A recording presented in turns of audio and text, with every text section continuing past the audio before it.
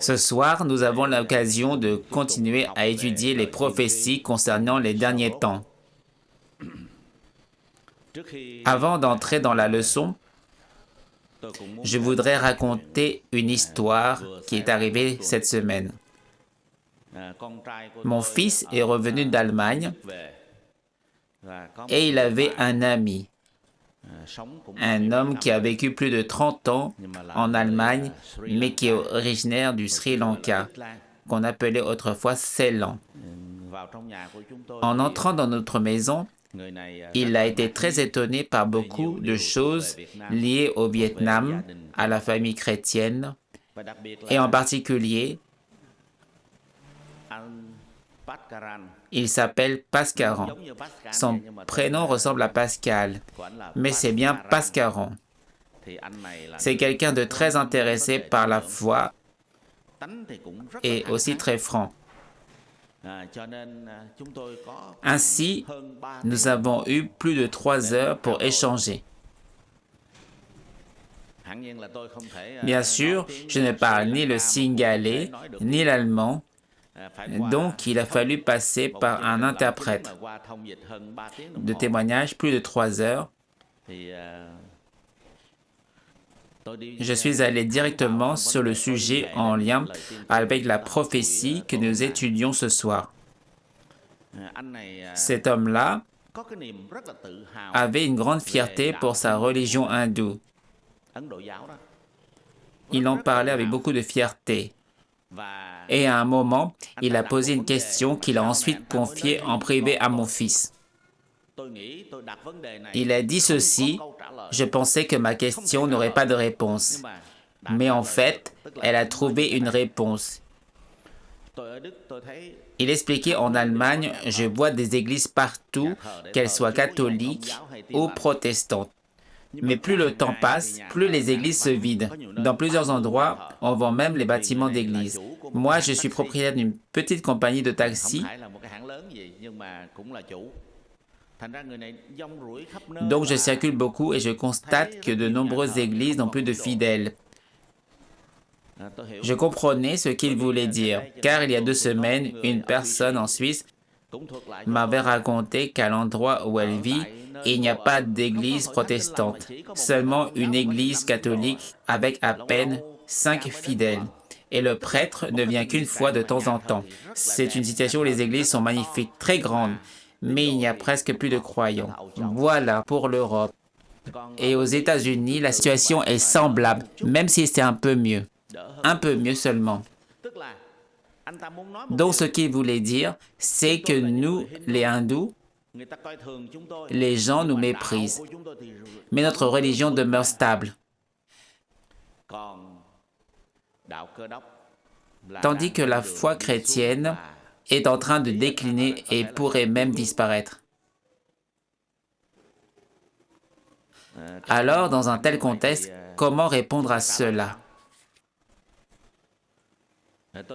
Je me suis souvenu d'une histoire pendant qu'il parlait. Vers la fin de l'année 75,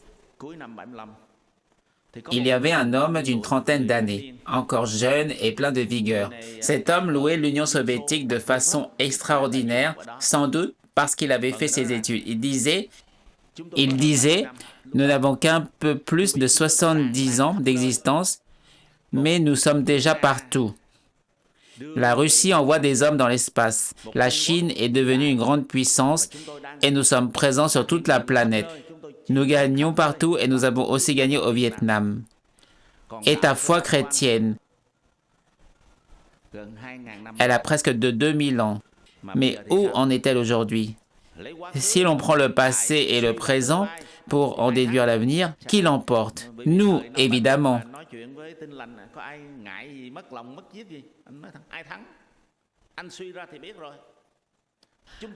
Vous, avec vos 2000 ans, vous êtes en train de décliner. En quelques décennies seulement, nous avons déjà conquis partout, nous sommes sur la voie de la victoire. Alors je lui ai répondu directement, « Crois-tu que l'Union soviétique n'aura jamais de fin ?» Il me dit, « Quelle fin? Quelle limite ?» et j'ai tout de suite ouvert la Bible dans Ézéchiel chapitre 38 et 39. Aujourd'hui, je vous emmène un peu plus loin afin que vous puissiez comprendre mieux le contexte dont je vais aborder. À ce moment-là, j'ai dû lui lire la Bible. Le prophète annonçait qu'une puissance viendrait de l'extrême nord de Jérusalem. Si l'on trace une ligne verticale depuis Jérusalem vers le nord, on arrive directement à Moscou. Ce n'est pas le proche nord comme la Syrie, ni le nord intermédiaire comme la Turquie, mais bien l'extrême nord qui amènerait ses armées au Moyen-Orient. Et là, il est écrit dans Ézéchiel, chapitre 38, verset 16, comme une nuée pour découvrir le pays. Il y a plus de 2600 ans, Ézéchiel décrivait des armées qui avanceraient comme une nuée couvrant la terre. À l'époque, on ne pouvait pas vraiment imaginer ce que cela signifiait. Mais aujourd'hui, nous comprenons bien, il s'agit principalement de la puissance aérienne.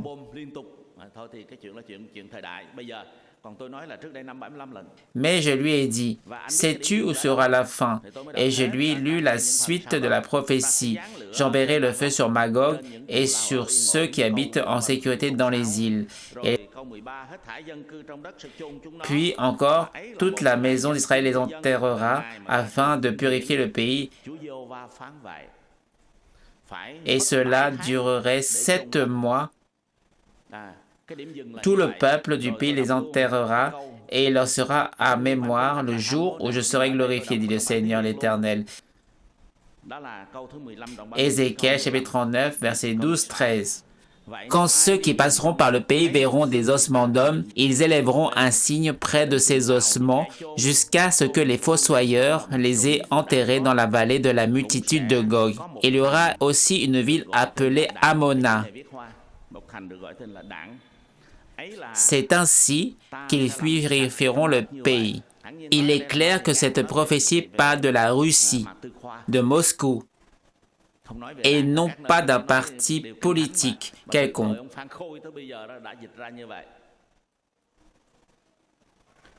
Et donc, qui gagne? Je résume, c'est Dieu qui gagne. Dieu voit l'avenir à des milliers d'années. Il établit son plan et l'accomplit. Contrairement aux pensées limitées des hommes. Revenons maintenant à l'histoire de Pascaran. Il disait que la foi chrétienne décline de plus en plus, en d'autres mots, qu'elle est en train de dépérir. Alors, je lui ai ouvert des Écritures dans la deuxième épître aux deuxième Thessaloniciens. J'ai aussi introduit le contexte prophétique lié aux derniers temps. Deuxième Thessaloniciens, chapitre 2, versets 3-4. Que personne ne vous séduise d'aucune manière, car il faut que l'apostasie soit arrivée auparavant et qu'on ait vu paraître l'homme du péché, le fils de la perdition. L'adversaire qui s'élève au-dessus de tout, ce qu'on appelle Dieu ou de ce qu'on adore, jusqu'à s'asseoir dans le temple de Dieu, se proclamant lui-même Dieu. Dans la conversation, Pascaran disait aussi, « Je vois la situation actuelle en Europe et cela m'inquiète. L'Europe est maintenant prise entre plusieurs pressions. D'un côté les États-Unis, de l'autre la Russie et encore la Chine. L'Europe est fragile. On ne sait pas ce qu'elle deviendra. » Alors j'ai répondu que cette situation avait déjà été annoncée. Oui, je sais ce qui va arriver, car l'Écriture l'a révélé. La réalité est que la foi chrétienne en Occident est dans une crise profonde. Mais ce n'est pas une surprise, car le Seigneur avait dit d'avance qu'il y aurait d'abord l'apostasie, puis la révélation de l'homme du péché en Europe. Ainsi, le déclin spirituel de l'Europe n'est pas un événement imprévu, mais bien quelque chose que Dieu a vu d'avance et annoncé. Comme l'avait déjà dit un grand historien occidental dès les années 1930, c'est le déclin de l'Occident, un reflux inévitable, car il faut que l'apostasie soit arrivée auparavant. Cela ne doit pas nous étonner, mais cela ne signifie pas que la foi ait échoué. Oui, certains abandonnent la foi, mais c'est précisément dans ce cadre que le Seigneur avait déjà annoncé un état de déclin grave au sein des églises occidentales. Ensuite, le Seigneur enlèvera son Église, les vrais croyants qui iront à sa rencontre dans les airs, afin d'être épargnés de la grande tribulation sous le règne de l'Antéchrist. Après ces 7 années, l'Église apparaîtra de nouveau et reviendra avec le Seigneur sur la terre. Pendant le temps où l'Antéchrist régnera ici-bas, les croyants superficiels, tièdes, simplement de nom seront bouleversés. Ils diront « Oh, je savais, j'ai entendu, mais maintenant je suis resté en arrière. » Ils devront vivre sous l'autorité de l'Antéchrist, et beaucoup devront être martyrisés, beaucoup devront mourir. Car l'Église a été enlevée, ils n'étaient pas prêts, ils vivaient comme les gens du monde. Ainsi, l'Église connaît une certaine décadence, mais ensuite viendra un réveil. Et de façon particulière, le peuple juif, qui a rejeté le Messie depuis le 1er siècle jusqu'à aujourd'hui, car il est venu chez les siens, et les siens ne l'ont point reçu. Mais dans cette période-là, Israël se repentira. Alors s'accomplira la parole dans Romains, chapitre 11, versets 26-27.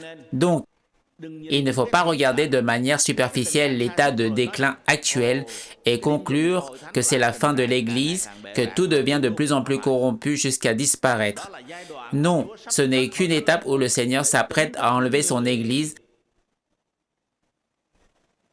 afin d'éveiller ceux qui n'ont pas vécu dans la fidélité et aussi pour éveiller le peuple juif de Dieu. Finalement, comme Job l'a dit, et qu'il se lèvera le dernier sur la terre. Le Seigneur reviendra. Cet ami du Sri Lanka pensait que l'échec de l'Occident et de l'Église signifiait qu'il n'y avait plus d'issue, mais il ne se doutait pas que la Bible parle clairement de ces choses. Alors je lui dis, « Tu t'inquiètes pour l'Europe, et il est vrai qu'il y a des raisons de s'inquiéter, mais pas comme tu l'imagines, que l'Europe, accumulée de toutes parts, serait condamnée. L'Europe sera le centre du monde à venir. Ce ne sera ni Washington, ni New York, ni Pékin, ni Moscou. C'est dans l'héritage de l'Empire romain que surgira un super leader, un personnage capable de résoudre les conflits mondiaux. Selon les interprètes des Écritures, l'Europe passera par une crise grave et cet homme se lèvera, réussira à arranger toutes choses, puis exercera ensuite un règne autoritaire. L'Europe deviendra un lieu extrêmement important dans le monde. Quand je dis cela, ce n'est pas pour l'exalter, mais le personnage brillant qui surgira viendra de l'abîme. C'est l'Antichrist. Anti signifie contre. Antichrist, c'est celui qui est contre Christ. J'ai eu l'occasion d'expliquer ces prophéties et d'ailleurs, je prépare actuellement mon 8e ouvrage, dont le thème est le monde futur. Voilà, c'est un sujet brûlant pour répondre à sa question, ressemble pour moi à un examen dont le sujet est tombé juste.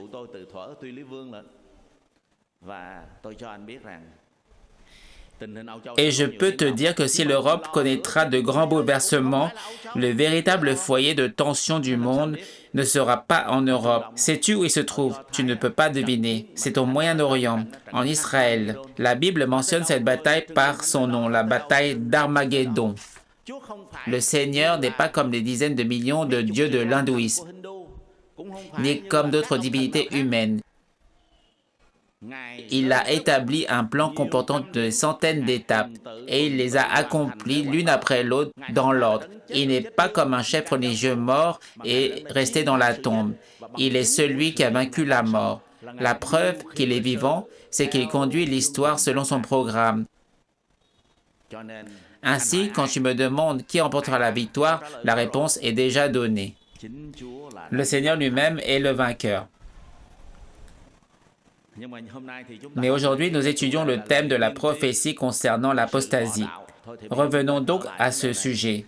Il existe un moment très triste pour l'Église, surtout pour l'Église occidentale. C'est l'apostasie. Prenons le temps de comprendre ce qu'est l'apostasie et ce qu'elle implique. J'ai consulté de nombreux documents où certains s'étendent longuement, mais je vais condenser en 4 points seulement. L'apostasie, ou le fait de quitter la foi, consiste à renier les croyances fondamentales du christianisme. Comme il est écrit dans 2 Pierre, chapitre 2, versets 1 à 3, il y aura aussi parmi vous de faux enseignants qui introduiront des sectes pernicieuses et qui, reniant le Maître qui les a rachetés, attireront sur eux une ruine soudaine. L'un des signes de l'apostasie ou de l'hérésie est donc le reniement de celui qui nous a rachetés. Selon Romains, chapitre 3, verset 24, le salut est accompli en Jésus-Christ. Mais peu à peu, certains chrétiens peuvent se tourner vers d'autres doctrines. Comme dans Galates, chapitre 1, verset 6, passer à un autre évangile. Qu'est-ce qu'un autre évangile ou un autre message? C'est d'avoir la foi en Jésus en apparence, mais en réalité compter sur ses propres œuvres pour obtenir le salut.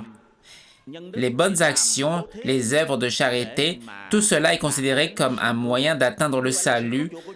Ainsi, le salut que Jésus a accompli n'est pas pleinement reçu. Il faut y ajouter nos efforts pour le compléter. Dans l'Épître aux Galates, nous montre cette attitude. Par conséquent, à la fin des temps, il y aura ceux qui abandonneront la foi, c'est-à-dire qui ne croiront pas pleinement dans le salut accompli par Jésus-Christ sur la croix.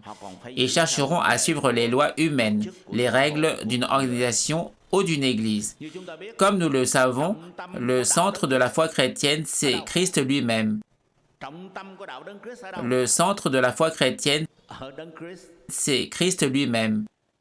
Dans d'autres religions, l'attention se porte sur des rituels, des enseignements ou des textes. Par exemple, dans le bouddhisme, il existe 84 000 charmas qu'ils considèrent comme profonds et précieux. Les religions mettent l'accent sur les enseignements, alors que la foi chrétienne est centrée sur le Christ, sur sa personne et sur le salut accompli par lui. Ainsi, Paul répète sans cesse dans ses lettres, « Quiconque est en Christ est en Christ, est en Christ ». Ce n'est pas une question de suivre ses doctrines, mais de placer sa confiance, de se confier et de remettre sa vie entre les mains du Christ. C'est l'essentiel de la foi. Nous lisons quelques passages dans Galates pour illustrer cela.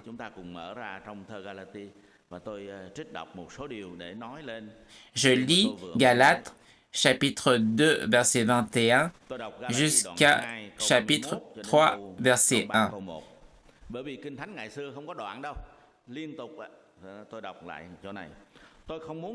Je ne rejette pas la grâce de Dieu, car si la justice s'obtient par la loi, Christ est donc mort en vain. Ô Galates insensés, qui vous a fasciné, vous devant qui Jésus-Christ a été peint, crucifié? Je voudrais seulement savoir d'après vous, c'est par les œuvres de la loi que vous avez reçu l'Esprit ou par la foi en ayant entendu? Êtes-vous si insensés? Ayant commencé par l'Esprit, voulez-vous maintenant finir par la chair? Dans la ville de Galates, certains faux enseignants venaient et prétendaient qu'il fallait s'appuyer sur des règles et accomplir certaines œuvres pour être sauvé. Si l'on devait accomplir quelque chose pour être sauvé, la mort de Jésus-Christ sur la croix serait vaine. Sa mort a porté tous nos péchés, accompli pleinement la loi et l'œuvre du salut. Et tant que nous nous plaçons en lui, nous sommes en sécurité.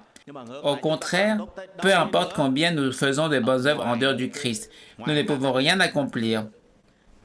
De plus, si quiconque se fie aux bonnes actions et à l'obéissance est maudit, comme il est écrit, maudit est quiconque ne persévère pas dans toutes les choses écrites dans le livre de la loi pour les faire. Galates, chapitre 3, verset 10.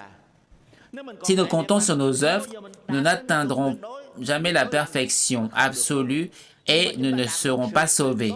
Mais nous atteignons la perfection en nous plaçant dans celui qui est parfait, Jésus-Christ. Ainsi, au fil du temps, certaines églises ont mis l'accent sur des œuvres sociales, médicales, éducatives, pensant que cela pouvait remplacer la proclamation du salut accompli par Jésus-Christ. La première forme d'apostasie est donc de considérer Jésus seulement comme une partie, tandis que le reste dépend de nous-mêmes.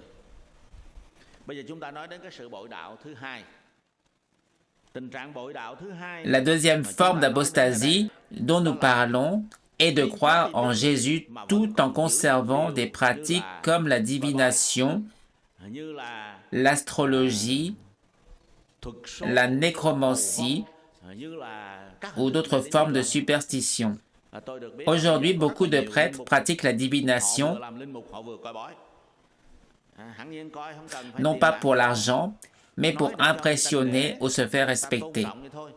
Cet esprit de divination est répandu même parmi les étudiants, pas seulement parmi les habitants des campagnes. Je me souviens qu'un jour, lorsque j'ai conduit des personnes à la maison d'arrêt de Tongletian, certains se comportaient de manière très respectueuse. Les officiers et ceux qui surveillaient les prisonniers, bien qu'ils soient de rang supérieur, me disaient « Vous êtes maître, pouvez-vous tirer une divination pour moi ?» Je ris et répondis que bien que l'on m'appelle maître ou enseignant dans la foi chrétienne évangélique, on ne pratique pas la superstition. Je lis pour vous un passage pour clarifier cela dans Deutéronome, chapitre 18, versets 10 à 11. « Tu ne feras pas passer ton fils ou ta fille par le feu. Tu ne pratiqueras pas la divination, l'astrologie, la magie, l'envoûtement, le spiritisme ou l'invocation des morts. Car l'Éternel déteste ces pratiques et c'est pour cette raison que l'Éternel, ton Dieu, chasse ces nations devant toi. Tu dois être parfait envers l'Éternel, ton Dieu. Ces nations que tu chasseras écoutent la sorcellerie et la divination. Mais toi, l'Éternel, ton Dieu, ne te permet pas de faire de même. » C'est une situation où il faut avoir une attitude totalement ferme, absolument ferme face à la divination et à la sorcellerie. Mais aujourd'hui, en Occident, ce n'est pas mieux qu'en Orient. Les gens font la queue pour se faire consulter par des voyants. Et les formes de superstition dans le Nord, après des années de restrictions religieuses, sont maintenant excessives, encore plus qu'au Sud. C'est une réalité de notre époque et prions Dieu pour que Dieu nous fasse voir que c'est un problème d'apostasie. Croire au Seigneur, mais ne pas être pleinement tranquille et confiant dans la foi, avoir recours encore à la divination et aux pratiques occultes, même pour acheter une maison. Selon les experts, c'était mauvais, selon la géomancie. Par exemple, j'ai une maison dans le 1er arrondissement et le voisin en face l'a initialement mise à plus de 10 milliards. Mais le prix a progressivement baissé pour finir environ 4 milliards. Pourquoi? La maison, bien que spacieuse et belle, avait un désalignement avec des points d'ombre et de malchance selon les maîtres de la géomancie. La façade et l'arrière ne correspondaient pas aux règles. La maison a perdu beaucoup de valeur. Et maintenant, le fait de concevoir, consulter pour placer le foyer, le lit ou la maison ne concerne pas seulement les gens du peuple. Toutes les classes sociales en sont influencées. Je ne fais que le mentionner rapidement. Certains chrétiens en sont déjà également affectés. Dans notre Église, je suis content, car j'ai déjà abordé ce sujet. Une sœur, autrefois, faisait de gros commerces, mais dépensait beaucoup d'argent pour ses services de voyance. Les pratiques divinatoires très nombreuses. Je ne sais pas si encore le cas maintenant, mais on peut penser que non. Et un deuxième point lié à ce problème est la question des images. Adorer des images est un manque de fidélité envers le Seigneur. Et si quelqu'un croit au Seigneur mais aime encore les images, cela est véritablement abominable aux yeux de Dieu. Nous ouvrons dans Exode chapitre 20 concernant les 10 commandements. Je pense que beaucoup ici les connaissent déjà. Je lis maintenant le deuxième commandement. Tu ne feras point d'image taillée, ni de représentation quelconque des choses qui sont en haut dans les cieux, qui sont en bas sur la terre et qui sont dans les eaux plus bas que la terre. Tu ne te prosterneras point devant elles et tu ne les serviras point. Car moi, l'Éternel, ton Dieu, je suis un Dieu jaloux, qui punit l'iniquité des pères sur les enfants jusqu'à la 3e et la 4e génération de ceux qui me haïssent et qui fait miséricorde jusqu'à 1000 générations à ceux qui m'aiment et à qui gardent mes commandements. J'ai voyagé aux États-Unis environ 20 fois et j'ai remarqué que les Américains aiment beaucoup les images. Quand je suis allé dans le quartier de la Maison-Blanche, le quartier du Congrès, il y avait des statues partout, ici et là, de tel ou tel personnage. À l'aéroport, il y a des statues. Dans les universités, il y a des statues, même des statues de pasteurs. Par exemple, celle de John Wesley à l'Institut théologique et ainsi de suite. Mais le plus étrange est qu'il y a même une statue de Billy Graham, les bras tendus pour prêcher l'Évangile. Et pourtant, il est écrit « Tu ne feras point d'image taillée ». Punis ces images et cette punition est sévère. Je suis allé dans les églises dites « églises de cristal », à l'époque où elles n'étaient pas encore vendues. Là, il y avait sculpté toutes sortes de statues, y compris des statues du Christ et même des femmes liées aux histoires de la Bible. Des gens s'y tenaient pour prier, s'appuyant sur ces histoires pour obtenir la miséricorde de Dieu. Je dis cela sans exagération. Et en fin de compte, ces lieux ont fait faillite et ont été vendus aux catholiques. Les pays occidentaux aiment beaucoup les statues. Quand nous voyageons en Europe ou aux États-Unis, nous voyons beaucoup de statues et d'images. Pour Dieu, c'est très grave, car il déteste profondément tout ce qui concerne les idoles.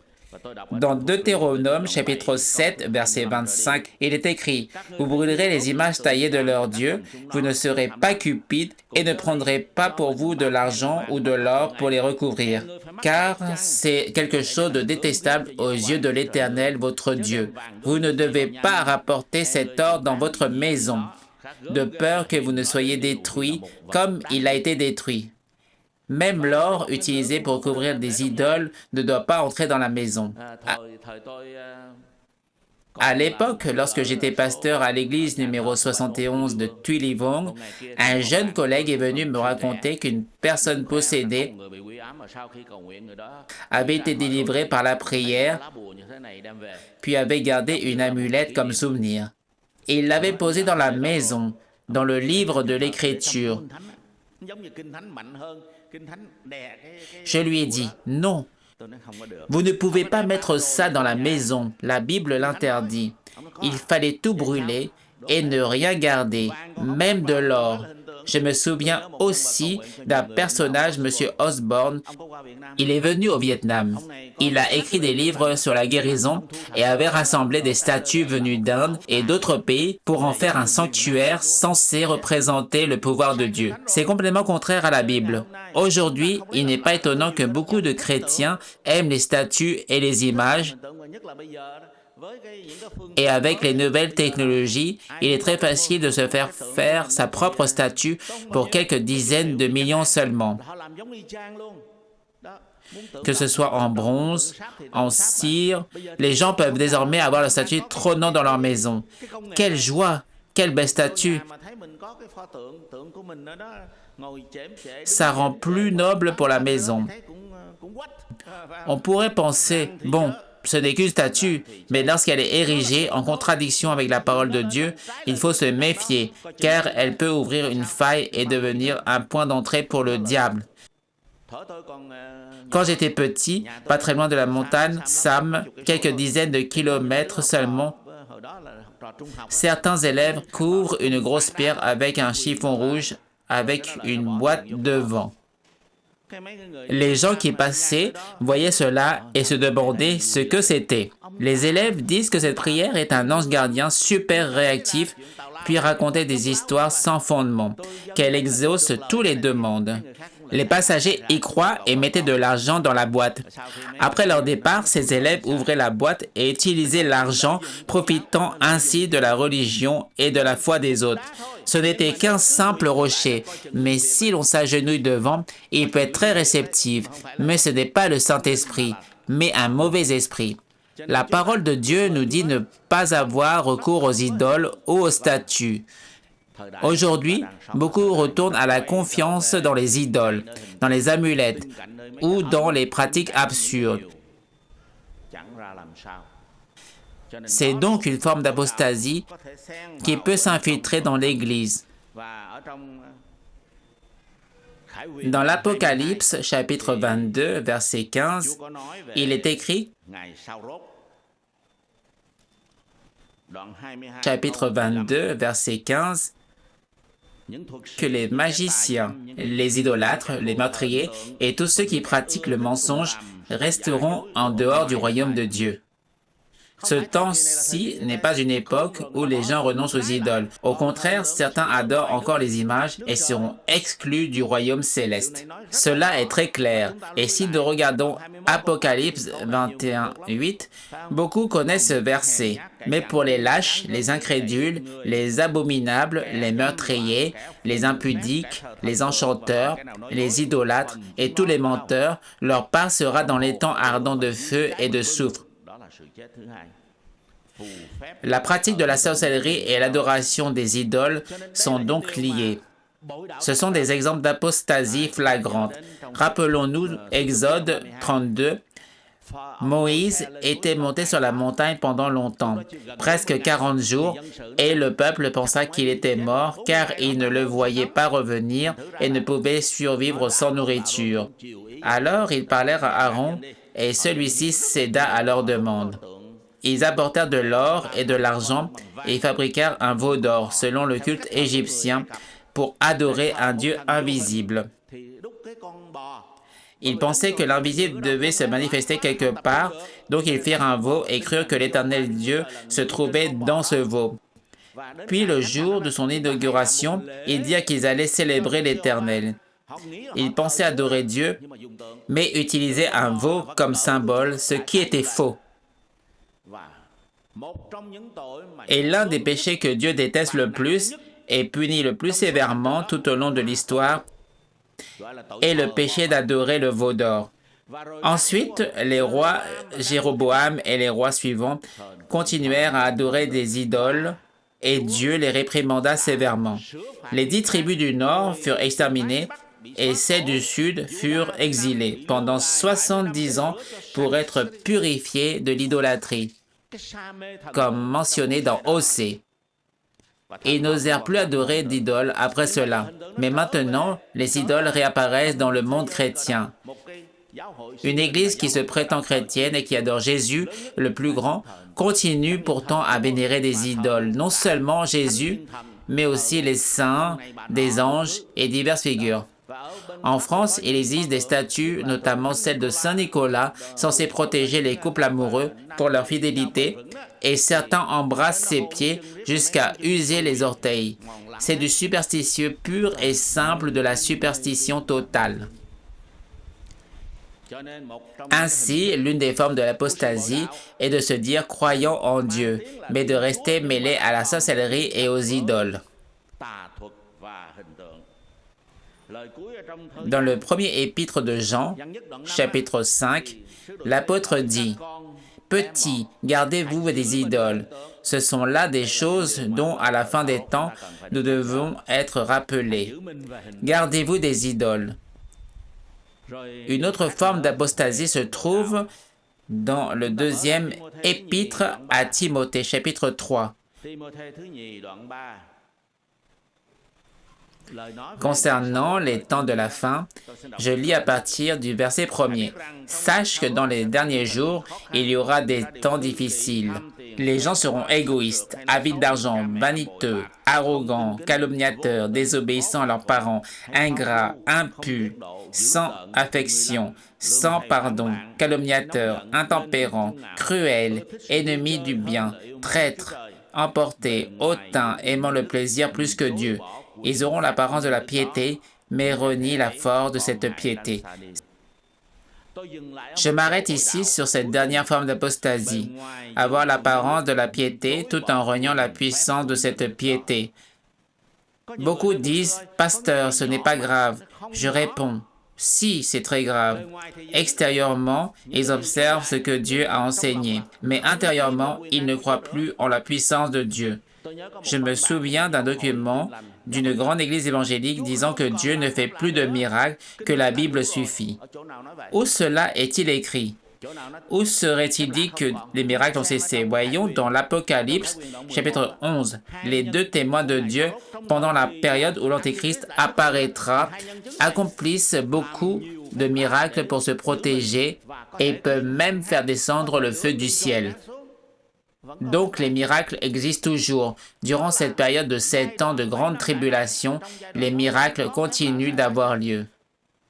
Si je devais rapporter mes expériences avec telle personne, telle autre, dans les villages lointains où beaucoup de gens ont été touchés, je pourrais encore témoigner. Mais ceci est écrit dans la Bible. Jésus-Christ, hier, aujourd'hui et jusqu'à l'éternité, reste le même. Ainsi, ce qui renie la puissance de Dieu représente une forme d'apostasie, une manifestation de nouveauté dénoyée. C'est un signe révélateur de l'apostasie moderne. Je suis allé sur Internet et j'ai vu qu'ils argumentent. Mais leurs raisonnements sont erronés par rapport à la Bible. C'est de l'apostasie. Ils gardent l'apparence de la piété, mais ne croient pas en la puissance de la piété. Ne croient pas en la puissance de Dieu. Cela doit être corrigé. Les textes doivent être réexaminés. Dans le passage que nous avons lu dans l'Apocalypse, chapitre 11, il y a un élément qui, si l'on veut, semble prophétiser les médias modernes. Les deux témoins sont tués par l'Antichrist et exposés pour que tous les peuples du monde les observent. Mais après 3 jours et demi, ils ressuscitent et sont enlevés au ciel comme Jésus-Christ. Comment tous les peuples, toutes les nations peuvent-ils voir cela, alors que cela ne dure que 3 jours et demi? Si cela se passe en Palestine, à Jérusalem, et que les gens, à l'époque des apôtres, devraient descendre en bateau, ramer, monter à cheval, courir, traverser jusqu'en Italie, cela prendrait combien de temps? Courir jusqu'en Angleterre, combien de temps cela prendrait-il? Plusieurs mois. Alors comment les peuples, les nations, tous peuvent-ils voir quelqu'un ressuscité après seulement 3 jours et demi? C'est la télévision, la transmission par satellite, rien d'autre. Je fais juste un petit détour, mais ce que je veux dire ici, c'est que jusqu'au dernier jour, des miracles puissants continueront à se produire à travers les deux témoins. Je cite Chesterton, que j'avais déjà mentionné dans un article de théologie raffinée. Le christianisme possède un Dieu qui connaît le chemin pour sortir du tombeau. Souvent, le christianisme pensait que quelqu'un était mort, mais il sortait du tombeau. C'est ce que Chesterton voulait dire. Un miracle est quelque chose de merveilleux, mais très simple. Donc, il exprime encore. Un miracle est quelque chose de merveilleux, mais c'est très simple. Simple parce que c'est un miracle. C'est la puissance directe de Dieu et non indirecte à travers la nature ou la volonté humaine. Cette puissance se manifeste dans les lois naturelles et maintenant, cette même puissance se manifeste directement. Le direct comme l'indirect viennent de Dieu. Donc il n'y a rien d'étonnant dans les miracles. Si l'on a la foi en Dieu, on sait que cela est normal. Paul, dans son livre « Sachant pourquoi nous croyons », je me souviens de l'ancien titre, dit ceci. Revenons à la question fondamentale. Dieu existe-t-il? Dieu est-il réel? Si l'on répond à cette question, alors les miracles ne sont plus un sujet d'étonnement.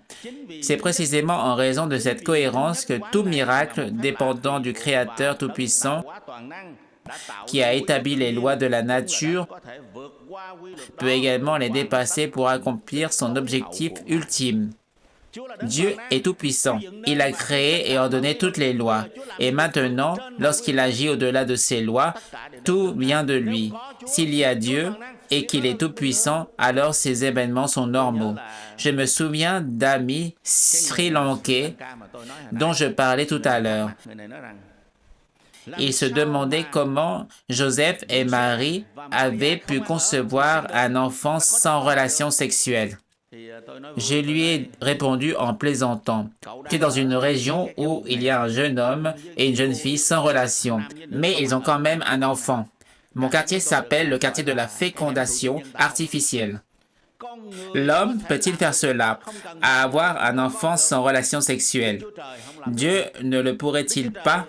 Dieu a créé l'univers par sa parole. Dieu a formé Adam à partir de la terre. Et Dieu ne pourrait-il pas faire venir son Fils sur cette terre par une femme, en l'occurrence Marie? Si Dieu est tout-puissant, alors cela est parfaitement normal.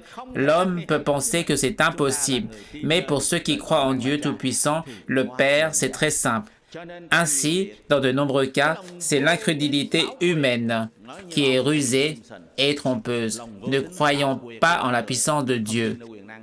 Comme Abby Simpson a écrit un livre intitulé « La foi chrétienne guérie » que j'ai lu depuis mon enfance. Aujourd'hui, on peut encore trouver ses écrits sur Internet. L'une des formes d'apostasie que nous voyons dans l'Occident moderne est que les gens ne croient plus en la puissance de Dieu. Croient en lui comme s'ils rejoignaient un club sans plus reconnaître l'élément de puissance et leur vie devient pleine de contradictions. Car si l'on ne croit pas en sa capacité à diriger notre vie et à transformer la défaite en victoire, si l'on ne croit pas que la prière et la puissance de Dieu peuvent intervenir, alors ce n'est qu'un câble fermé pour soi-même, sans plus. Passons maintenant au quatrième point, le dernier. Ne pas croire en l'autorité de la Bible comme fondement suprême de la foi peut être considéré comme de l'apostasie. Dans le deuxième volume de Théologie sélective, j'ai cité un article d'un pasteur AECM, M. Hayden Tozer, disait « Si un archange venait du ciel pour le rencontrer et pour lui enseigner, je lui demanderai, je voudrais savoir où ces choses se trouvent dans la Bible, car je ne crois à aucun enseignement qui ne se trouve pas dans la Bible, qui lui est contraire ou qui n'en est qu'une imitation. Donc, il exagère cet ange pour lui prouver que ce qu'il annonce correspond à quel texte, quel verset biblique. Sinon, il ne le croit pas. Il ajoutait, « Même si je voyais une lumière plus éclatante que celle du soleil, je garderais le silence et je ne dirai rien à ce sujet, avant de l'avoir vérifié dans les livres de Daniel, de l'Apocalypse et dans les autres livres de la Bible pour voir si cela correspond à la vérité ou pas. Car je ne crois à rien qui ne soit conforme à la Bible ou qui s'y oppose. Tout ce qui va à l'encontre de la parole de Dieu ou qui ressemble seulement de loin à la parole de Dieu doit être rejeté. Comme nous le savons, l'Église catholique romaine au Moyen Âge et peut-être encore aujourd'hui croyait en l'autorité absolue de la Bible, mais elle ajoutait aussi la tradition, c'est-à-dire la parole transmise oralement, ainsi que l'autorité doctrinale du pape. Car ce que le pape déclare est dit être infaillible. Ces trois choses ne peuvent pas coexister. L'autorité suprême de Dieu et l'autorité humaine de l'Église ne peuvent pas s'accorder. Combien de papes se sont trompés? Même Galilée a été mal interprété et pourtant il continue à croire ainsi. Nous voyons aussi, par exemple, des églises comme celle de Joseph Smith, fondateur des Mormons, qui s'appuient particulièrement sur la Bible, mais considèrent aussi les enseignements de Joseph Smith. Le livre de Mormon ou le livre des Écritures mormons comme plus important que la Bible. La Bible n'enseigne pas la polygamie, tandis que lui autorise plusieurs épouses et plusieurs enfants. Et il transmet beaucoup d'enseignements qui ne suivent pas la Bible, mais sa propre perspective. Aujourd'hui, les Mormons disposent d'une personnalité juridique au Vietnam. Ensuite, parlons des témoins de Jéhovah. Les témoins de Jéhovah ont été fondés en 1870 par le personnage Russell. Cet homme croyait en Jésus-Christ, mais considérait Jésus comme une créature seulement. Jésus n'aurait pas eu de divinité.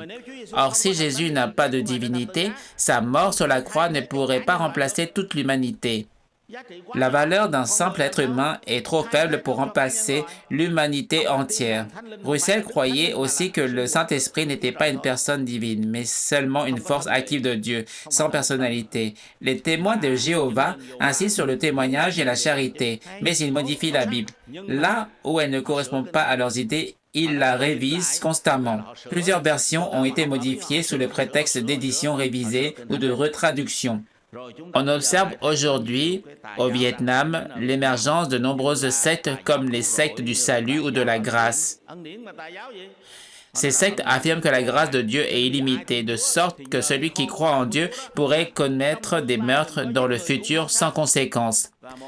Un pasteur a même demandé, « Si l'on tue quelqu'un, ce n'est pas grave, pourquoi ?» Il a répondu, « Non, non, ce n'est pas un péché devant Dieu, mais il y a un péché devant la police. » Ce problème concerne donc le péché devant les autorités, pas devant Dieu. Dieu pardonne, car Dieu possède un trésor infini de pardon. Il pardonne les péchés passés, présents et futurs. Tout est déjà pardonné, sans besoin de réciter la prière de notre Père. Pardonne nos péchés, c'est déjà fait. C'est une grâce excessive, une grâce de secte. De plus, il existe des raisonnements hors de la Bible. Si Dieu le Père et Dieu le Fils existent, il doit y avoir aussi une mère divine, Dieu la mère. Ce n'est pas la Vierge Marie, mais Dieu la mère. Aujourd'hui, une religion très riche opère au Vietnam. Elle s'éloigne de la Bible et ne fonde pas sa foi sur les Écritures. En résumé, abandonner la vérité équivaut toujours à une secte. Nous n'avons pas assez de temps pour examiner tous les aspects de l'apostasie. Cependant, nous connaissons les principes fondamentaux, ce que Dieu interdit, ce qu'il déteste, et ce que nous devons observer fidèlement selon le modèle de la vérité, afin que le jour venu, Dieu nous accueille. Et maintenant, si nous inventons ou dépassons ce qui est écrit, c'est de l'apostasie. Même si cela semble léger, je ne fais que rejeter la puissance de Dieu, mais je garde la foi. Ce n'est pas possible. Car la foi chrétienne repose sur la puissance et l'autorité de Dieu pour sauver tous ceux qui croient. Que Dieu nous aide à bien comprendre à qui nous appartenons et à rester fidèles au modèle des Écritures. Et que Dieu encourage vos cœurs. Plus tard, quand vous aurez le volume 8, tout sera clairement expliqué à lire attentivement, afin que si vous rencontrez des gens comme Pascaron, vous puissiez comprendre les prophéties, leur interprétation. Les questions qui vous intriguent ne peuvent être comprises sans la lumière de la prophétie. Mais nous croyons aux paroles des prophètes avec certitude, comme une lampe qui éclaire les coins sombres de votre cœur jusqu'au moment où elles se révéleront pleines en vous. Que Dieu nous aide à placer notre foi entière en lui. Nous savons que l'Occident a été vraiment rude, mais l'Orient conserve encore de la chaleur. De 2011 à 1975, il y avait environ 100 000 chrétiens. Aujourd'hui, il y en a plus d'1 million. Certains disent même, nous cherchons la chaleur de l'Orient. Nous avons investi des milliards de dollars en Chine, mais il n'y avait que 25 millions. et en 1949, tout a été expulsé. Les fidèles se lèvent d'eux-mêmes pour accomplir l'œuvre de Dieu. Et aujourd'hui, certains disent qu'il y a 4 millions et d'autres disent 90 millions. L'Orient reste encore chaleureux. Dans les villes, il fait froid. Mais si l'on monte sur les hauts plateaux, parmi les populations ethniques, parmi les Hmong, on voit partout la puissance de Dieu à l'œuvre. Que Dieu nous aide à lire et nous aide à méditer avec diligence la parole de Dieu. Vous savez, je ne suis pas non plus oisif. Je dois aller à droite et à gauche, préparer chaque mois 7 sermons et ces 7 sermons sont mis sur YouTube. Donc, je ne peux pas les répéter ailleurs, car ils ont déjà été écoutés. En ce moment, je suis assez occupé, mais chaque jour, je dois lire beaucoup la Bible. Je n'ose pas beaucoup parler. Mais une fois, j'ai mis plus de 2 mois pour lire la Bible en entier. Maintenant, je pense qu'il me faudra environ 4 mois pour la lire une fois complètement. Autrement dit, en moyenne, je lis 10 passages par jour. Parfois, je lis 20, 30, voire 40 passages. Mais il faut lire la Bible. Car dans la parole de Dieu, nous trouvons la réponse à tous nos problèmes. La réponse de Dieu est une parole vivante qui nous apporte chance et bénédiction. Et comme le dit Hayden Tozer, tout ce qui ne repose pas sur la Bible doit être vérifié. Même si l'ange Gabriel venait me parler, je devrais vérifier ces paroles à la lumière des Écritures pour m'assurer qu'elles sont exactes. Que Dieu nous rende fermes dans notre foi en lui, que sa vérité nous sanctifie et que nous parvenions à la vie éternelle, conformément à l'enseignement du Seigneur. Que Dieu nous garde fidèles jusqu'à la mort. Amen.